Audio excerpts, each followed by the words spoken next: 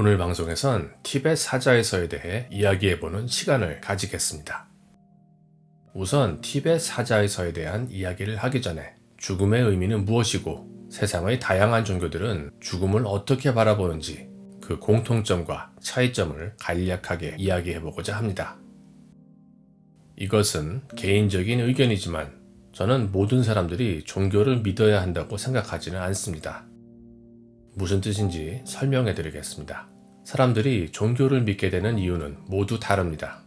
어떤 사람들은 가족들이 특정 종교를 믿으니까 그냥 가족들 따라서 믿는 경우도 많고, 어떤 사람들은 뭔가 영적인 경험을 해서 특정 종교를 선택하게 됩니다. 사람들은 모두 각자가 선택한 삶을 살고 있으며 어떤 종교를 믿는 것이나 아니면 종교 자체를 부정하는 것도 개인의 선택이라고 생각합니다. 우리가 사는 세상에는 삶을 살아가는 방법이 다양하게 존재하며 어떤 한 가지 방법이 정답이라고 말하기는 어렵습니다. 설사 정답이 존재해도 남들에게 강요하는 것은 분쟁의 씨앗이 되며 종교가 추구하는 궁극적인 진실과는 거리가 멀다고 생각합니다. 다만 중요한 것은 개인이 자신이 믿는 가치를 자유롭게 추구하는 삶을 사는 것이며 사후세계에 대해 어떤 결론을 내리는 것도 선택의 과정이며 개개인의 몫이라고 생각합니다. 모두가 종교를 통해 구원을 받거나 자유를 얻을 수도 없으며 모든 이들이 그럴 준비가 된 것이 아니기 때문입니다. 종교의 본질은 세상에 대한 진리를 추구하는 것인데 현대인들은 종교를 복을 받기 위해 믿곤 합니다. 결국 종교를 믿는 사람들은 너무나 많지만 종교를 변질된 용도로 그저 도구로 사용하고 있는 사람들이 많다는 것을 여러분들께서는 잘 아실 것입니다.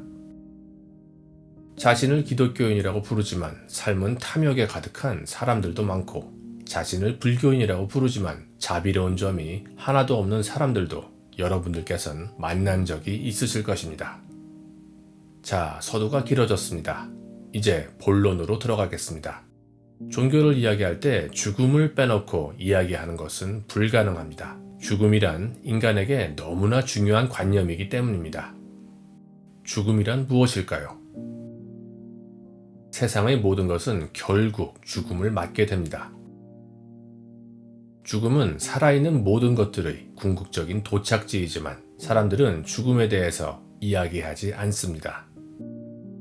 죽음은 우리 삶의 일부이지만 죽음의 의미는 무엇이고 어떻게 죽음을 준비해야 하는지 학교에서도 텔레비전에서도 죽음에 대해서 이야기하지 않습니다. 사람들은 죽음에 대해서 이야기하는 것을 불편해합니다. 죽음은 어두운 주제라고 교육을 받아왔으며 그래서 이야기하는 것을 극도로 불편해합니다. 현대인들은 죽음에 대해서 이야기하는 것은 불편해하지만 고대인들은 영광스러운 죽음을 꿈꾸곤 했습니다. 사실 죽음의 의미에 대해서 생각해 보는 것은 중요합니다. 우리가 느끼는 고통도 즐거움도 결국 영원하지 않다는 것을 죽음은 우리에게 가르쳐주고 있습니다. 학교에서는 죽음에 대해 가르치지 않지만 사실 죽음을 과목으로 만들어서 사람들에게 가르친다면 세상은 지금보다 나은 곳이 되었을 것이라고 생각합니다. 왜냐하면 죽음의 본질에 대해서 고민을 해본다면 어떤 삶을 살지 고민해보게 되고 사람들이 물질에만 집착하지는 않을 것이기 때문입니다. 지금 살고 있는 삶이 어려워도 지금 살고 있는 삶이 쾌락으로 가득해도 결국 고통도 쾌락도 영원하지 않다는 것을 죽음은 말하고 있습니다. 인류에게 죽음은 역사가 시작한 이래 큰 공포와 경외의 개념이었으며 죽음을 피하기 위해 많은 시도가 있었습니다. 자, 세상에는 수많은 종교가 존재합니다. 대부분의 종교는 인간이 가진 죽음에 대한 원초적인 두려움 때문에 시작되었습니다.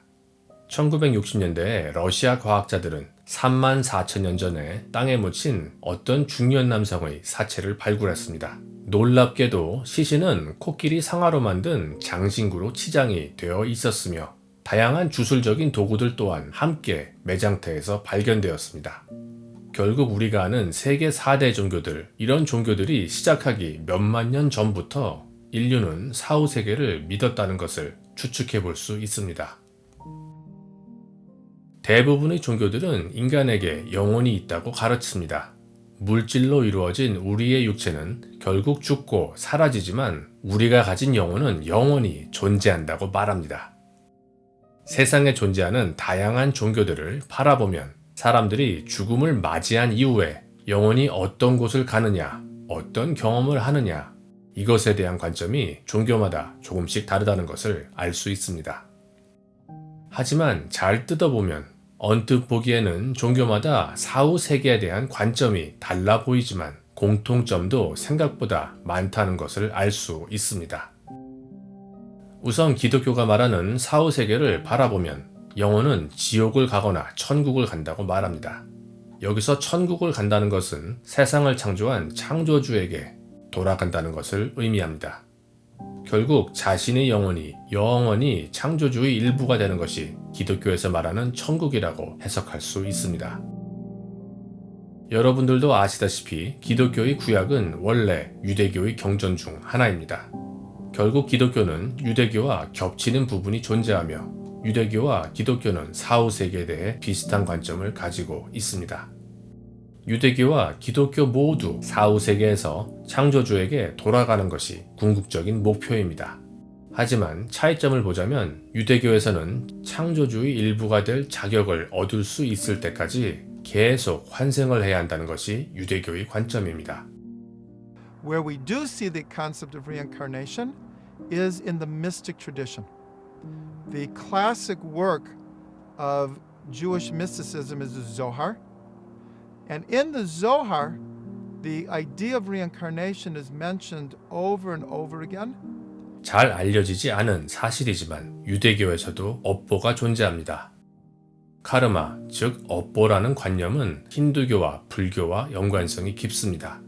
하지만 유대교에서도 카르마에 대한 개념을 가지고 있으며 유대인들은 자신들이 지은 업보를 피하기 위해 다른 동물들에게 자신의 죄를 전가하는 희생물 의식을 치르기도 합니다.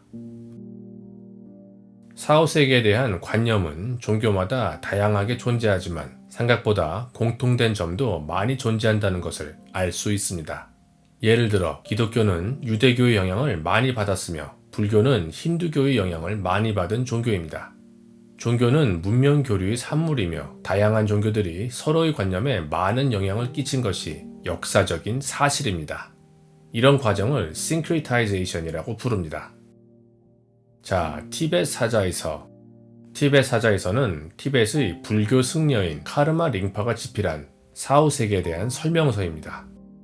사람이 육신을 벗고 죽음을 맞이하면 어떤 일이 일어나는지 설명해주는 책입니다.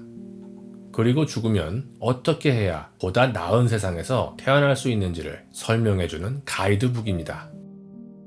여러분도 아시다시피 티벳 불교는 일반적으로 밀교라고 부릅니다. 밀교는 비밀을 간직한 종교라는 뜻이며 대중들에게 알려지지 않은 비밀스러운 내용들을 많이 담고 있습니다. 티벳의 밀교는 바즈라야나라고 부릅니다. 바즈라야나는 불교에서도 특히 신비한 종파로 분류됩니다. 바즈라야나의 어원을 살펴보면 바즈라입니다. 바즈라는 궁극적인 무기, 궁극적인 지혜라는 뜻을 담고 있으며 힌두교의 신인 인드라의 무기가 바즈라라고 불립니다. 바즈라는 우리나라에서는 금강저라고 알려져 있습니다. 불교에서 말하는 궁극적인 깨달음, 즉 목샤를 상징하는 것이 이 바즈라, 금강저라고 볼 수 있습니다. 자, 불교에서 말하는 깨달음은 무엇일까요? 이에 대해선 많은 해석들이 있지만 간략하게 말하자면 자신의 진정한 모습을 깨닫는 것이라고 말할 수 있습니다. 무슨 뜻인지 설명해 보겠습니다. 불교에서는 세상에 존재하는 모든 이들은 이미 부처라고 믿습니다. 모든 것에는 불성이 있다고 말합니다. 다만 대부분의 사람들은 세상의 허상에 사로잡혀 있으며 자신의 어리석음으로 인해 스스로가 부처라는 것을 깨닫지 못하는 것이라고 말합니다. 쉽게 설명하자면 영화 매트릭스를 생각해 보시면 됩니다. 영화의 주인공인 니오는 평범한 회사원 생활을 했습니다. 하지만 그는 자신이 살고 있는 현실이 컴퓨터 프로그램, 즉 시뮬레이션으로 이루어진 허상임을 깨닫습니다. 그래서 니오는 깨달음을 선택하고 허상으로 만들어진 세상을 탈출합니다. 결국 니오는 세상의 본질이 허상임을 깨달았고 불교 관점으로 설명하자면 깨달은 것입니다. 쉽게 말해 부처가 된 것입니다.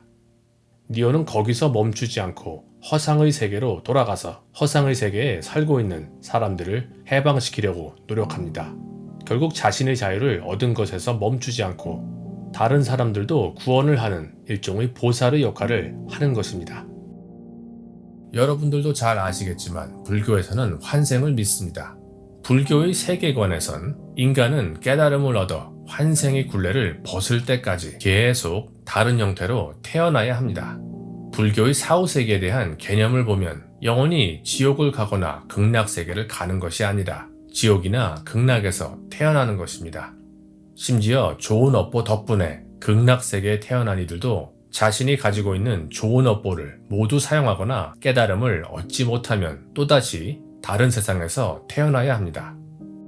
결국 업보의 굴레에서 벗어나거나 깨달음을 얻게 되면 더 이상 환생을 할 필요가 없는 궁극적인 자유의 상태에 들어가게 된다고 합니다.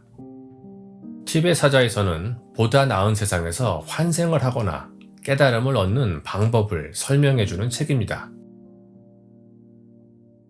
자, 티베트 사자에서에 따르면 사람이 죽은 다음 49일 동안 영혼은 중간계를 경험하게 된다고 합니다. 중간계는 이 세상과 다음 세상 중간에 존재하는 세계를 말합니다. 티베트 불교에서는 중간계를 바르도라고 부릅니다. 자, 49일 동안 영혼은 중간계에서 깨달음을 얻을 기회를 부여받습니다. 깨달음을 얻을 기회를 부여받는 동시에 다음에 환생할 세계를 선택하는 기회 또한 얻게 됩니다. 살아있으면서 선행을 하거나 수련을 한 사람들은 보다 좋은 선택을 할 가능성이 높아진다고 말합니다. 결국 선행을 많이 한 사람이라고 꼭 좋은 곳에 태어난 것은 아니며 좋은 선택을 할 수 있는 분별력을 갖춰야 더 나은 세상에서 환생을 할 수 있는 것입니다. 자, 티베트 사자에서의 핵심을 요약하면 이것입니다. 지금 우리가 살고 있는 물질 세계 그리고 사후에 우리가 마주하게 되는 천국도 지옥도 모두가 우리의 마음이 지어낸 환영에 불과하다는 것입니다. 우리가 느끼는 고통도 즐거움도 모두 마음이 지어낸 상태이며 순간순간 지나가는 이런 감정들은 물론 세상의 그 어떤 것도 본질을 바라보면 모두가 영원할 수가 없는 허상이라는 것이 티베트 사자의서가 말하는 진리의 핵심입니다. 다시 말해서 영화 매트릭스를 생각해 보시면 됩니다. 지금 우리가 사는 이 세상 또한 시뮬레이션 같은 허상이며 우리는 마음이 지어낸 감정에 휘둘리고 지배를 받습니다. 세상의 본질이 허상임을 깨달으면 진정한 자유를 얻을 수 있다는 것이 이 책의 교훈입니다.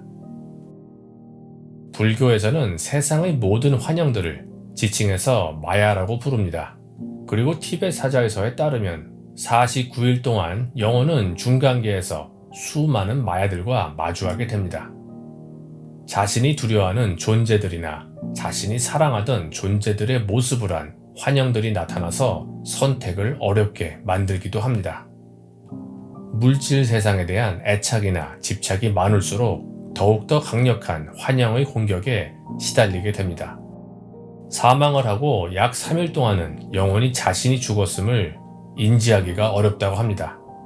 그래서 영혼들이 자신들의 죽음을 인지할 수 있게끔 장례식을 최소 3일은 지내는 것입니다. 티베트에서는 사망한 사람의 옆에 가족이 앉아서 티베트 사자의서를 매일매일 읽어줍니다. 사망으로 혼란스러워하는 영혼에게 어떻게 하라고 방법을 알려주는 것입니다. 그래서 죽음을 맞이한 가족이 다음 생에는 보다 나은 곳에서 환생을 하게끔 옆에서 도와주는 것이 이 책의 목표입니다. 자, 티베트 사자에서 이 한 구절을 들어보겠습니다. 첫째 날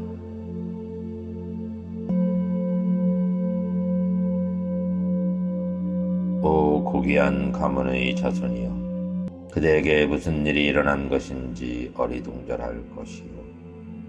그러나 그대는 지금 중간계에 들어와 있다는 것을 인식해야 하오. 이제부터 그대 앞에 온갖 이상한 현상들이 다음과 같이 나타날 것이오. 사망을 하고 49일까지 매일매일 영혼에게는 선택의 기회가 주어집니다.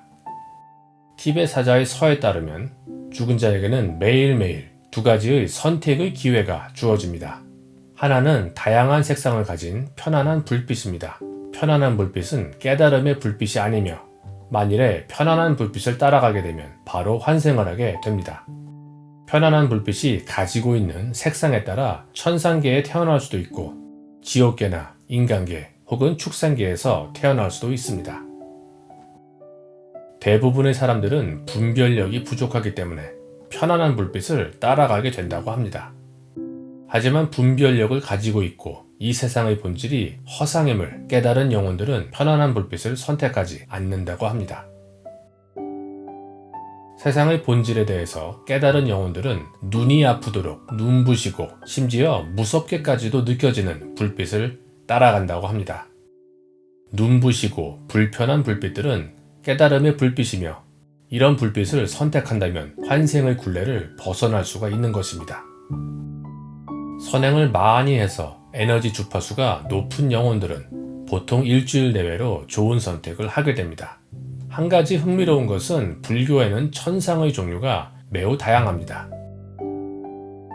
천상계에 태어난다는 것은 신의 영역에서 태어난다는 뜻이며 일종의 신으로 태어날 수 있다는 의미입니다. 예를 들어 그리스 신화에 나오는 올림피아의 신들도 불교의 세계관에서 본다면 천상계에 환생한 존재들에 불과합니다. 그들은 몇만 년에서 몇십만 년을 살 수도 있지만 그들도 결코 카르마로부터 자유롭지 않다고 합니다. 중간계에서 49일을 지내는 동안 영혼은 눈부신 불빛을 선택해서 깨달음을 얻는 선택을 하거나 아니면 편안한 불빛을 선택해서 다음 생을 선택해야 합니다. 자신이 고귀한 가문에 태어날지 아니면 어려운 환경에서 태어날지도 사실 자신의 선택이라고 이 책은 말하고 있습니다. 인생을 살면서 선행을 하고 수련을 많이 한 사람들은 보다 올바른 선택을 할 확률이 높지만 그렇지 않은 영혼들은 잘못된 선택을 할 가능성이 높다고 합니다.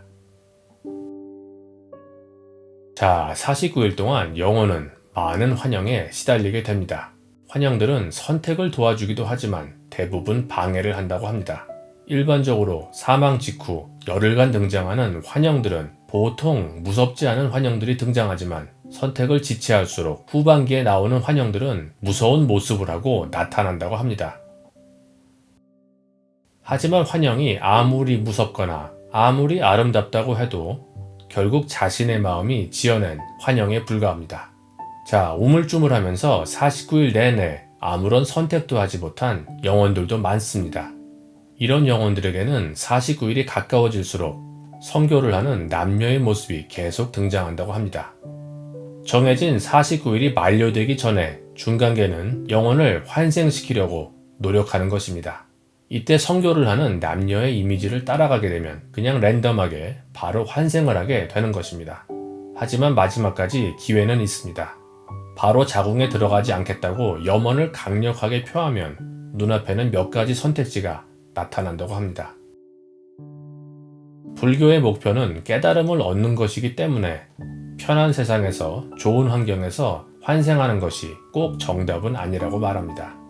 왜냐하면 편안한 삶을 사는 이들에겐 깨달음의 기회가 적기 때문이라고 합니다. 그래서 지금 당장 어려운 삶을 살고 있다고 해도 어떤 의미에서 본다면 어려운 상황이 깨달음을 얻게 해주는 기회를 제공하기도 합니다. 49일 동안 아무런 선택도 하지 않은 영혼들에게 환생이 가능한 몇 가지 선택지가 주어진다고 합니다. 자, 어떤 선택지가 있는지 한번 살펴보도록 하겠습니다. 우선 인간계를 보겠습니다. 비데하 대륙. 비데하 대륙은 일반적으로 오세아니아를 뜻한다고 합니다. 큰 호수에 거위들이 놀고 있는 장소를 따라가면 비데하 대륙에서 태어날 수 있다고 합니다. 이곳에서는 안락한 생활을 할 수는 있지만 깨달음을 얻을 기회는 적다고 합니다. 잠부드 비파 대륙. 자, 잠부드 비파 대륙은 보통 아시아를 뜻합니다. 아름답고 화려한 집들이 보인다고 합니다. 이곳에 가면 삶은 어렵지만 깨달음을 얻을 기회는 많다고 합니다. 자, 다음 대륙을 보겠습니다. 고다니아 대륙. 고다니아 대륙은 유럽이나 아프리카 그리고 중동 지역을 뜻한다고 합니다. 고다니아 대륙은 큰 호수 주변에 풀을 뜯고 있는 말들의 풍경으로 상징되며 이곳에선 즐거운 생활이 가능하지만 깨달음을 얻을 기회는 적다고 합니다. 쿠루 대륙. 쿠루 대륙은 아메리카 대륙을 뜻합니다. 이곳은 호수 주변에 한가롭게 풀을 뜯는 소들의 이미지로 상징이 되며 여기에서 태어나면 삶은 편안하지만 깨달음을 얻기가 어렵다고 합니다. 자, 천상계를 보겠습니다. 만일 영혼이 천상에서 태어날 자격이 있다면 여러 가지 보석으로 장식된 고층 저택이 눈앞에 등장한다고 합니다. 이곳에 가면 쾌락의 삶을 살 수가 있습니다. 만일에 영혼이 아수라에서 태어날 운명이라면 아름다운 과수원이 보이고 과수원 한가운데에는 불바퀴가 보인다고 합니다.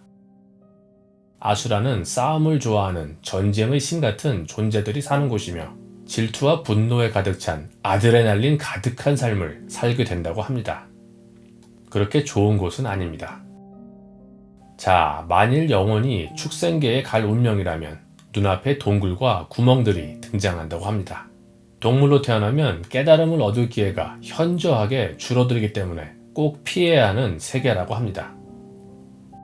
불교의 세계관에는 악귀라는 존재들이 있습니다. 악귀들은 늘 배고픔에 시달리는 존재들이며 만일 영혼이 악귀계에서 태어날 운명이라면 눈앞에 어두운 골짜기와 그림자들이 등장한다고 합니다. 자, 이제 마지막 이미지는 지옥입니다.